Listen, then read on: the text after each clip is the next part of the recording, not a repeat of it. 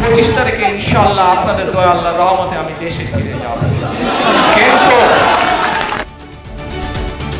লন্ডনে বিজয় দিবসের অনুষ্ঠান রূপ নিল তারেক রহমানের বিদায়ী সমাবেশে। ভারপ্রাপ্ত চেয়ারম্যানকে বরণে বিএনপির অভ্যর্থনা কমিটি।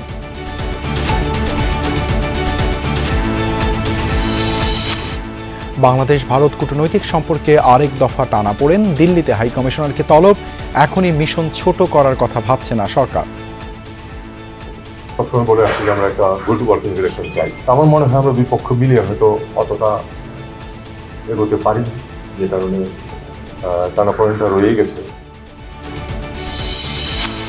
ওসমান হাদির উপর হামলায় ব্যবহৃত আসল বাইক উদ্ধার।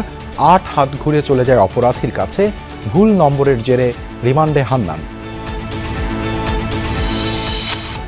ভোটের আগে প্রার্থীদের অস্ত্র বহনের বিষয়ে মন্ত্রণালয়ের সাথে আলোচনা হয়নি, জানালো ইসি। অতীতের ডামি প্রার্থীদের অবৈধ ঘোষণা করতে বৈষম্য বিরোধীদের লিগ্যাল নোটিশ।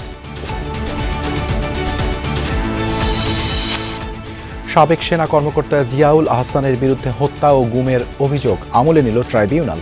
সহিংসতার মামলা থেকে মির্জা আব্বাস সহ 49 জনের অব্যাহতি। ভাষার মাসেই হবে অমর 21শে বইমেলা। বাংলা একাডেমির সভায় সময়সূচি চূড়ান্ত। 20 ফেব্রুয়ারি থেকে চলবে 15 মার্চ পর্যন্ত।